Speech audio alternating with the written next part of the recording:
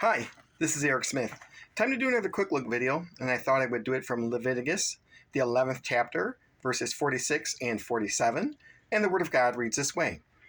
This is the law of the animals and the birds and every living creature that moves in the waters, and of every creature that creeps on the earth, to distinguish between the unclean and the clean, and between the animal that may be eaten and the animal that may not be eaten.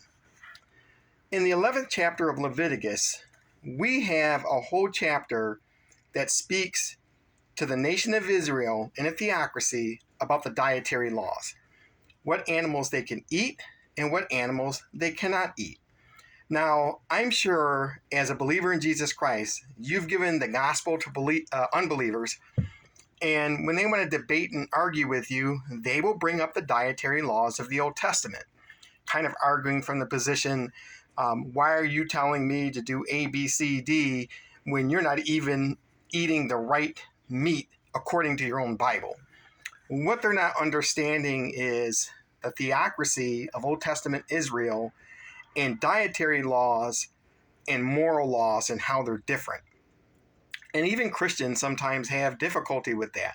Sometimes we struggle with that as well. There's some Christians that think, hey, we need to keep those dietary laws, and if you're breaking those dietary laws, it's some grievous sin.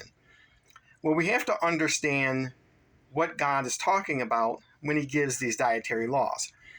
And in verse 46 and 47, we have the conclusion of the chapter, and let's read it again. Verse 46, this is the law. So we have to know that this is a commandment concerning eating certain animals or not. This comes directly from God. This is the law of the animals and the birds and every living creature that moves in the waters and of every creature that creeps on the earth. So if you read before these verses, you would see that it's separating particular kind of animals that are on the ground, the birds that fly in the air, and even the creatures that are in the water. There are some that you can eat and some that you cannot eat. So this is the law concerning that. Verse 47, to distinguish between the unclean and the clean. And that's important, and we're going to get back to that in a second. And between the animal that may be eaten and the animal that may not be eaten. So again, it's talking about the animal that you should be able to eat and the animal that you shouldn't eat. And this is a dietary law directed right to the nation of Israel in their theocracy. But the key are the two words unclean and clean.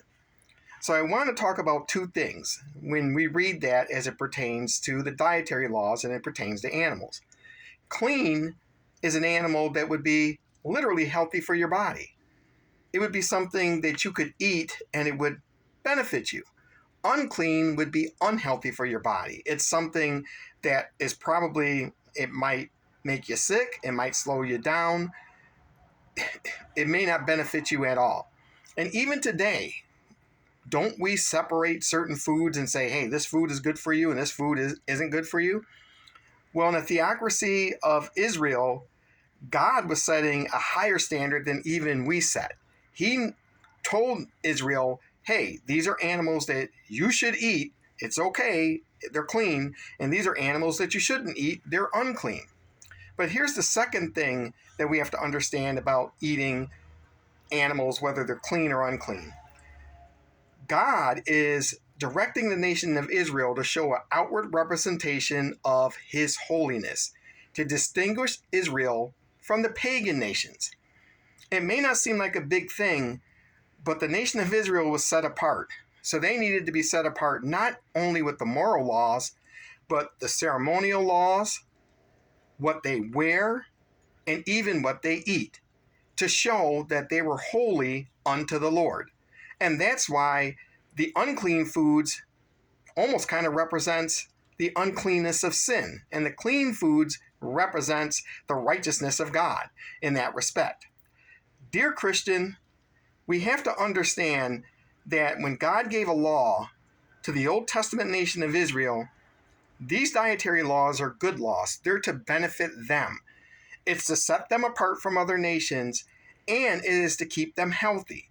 And it's something, even though we do not have to abide by that today in the New Testament, and you read that in Colossians 2:16, if you feel led in your conscience not to eat certain foods, that's fine, because we should be eating healthy foods too. What we can't do is be legalistic and say, hey, if that person over there is eating a burger or a piece of steak, that means he's sinning. No, we're not in a theocracy anymore.